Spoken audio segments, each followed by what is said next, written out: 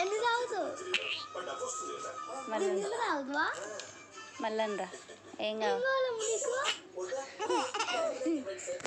అనరే ఏం కావాలమ్మ నీకు? తిన్నలమ్మా ఇటు ఏం కావాలి నీకు? 2 లీటర్ పాలు కావాలా?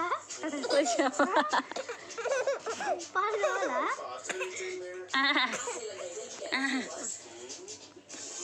మళ్ళీ ఎన్ని లీటర్ పాలు కావాలమ్మా?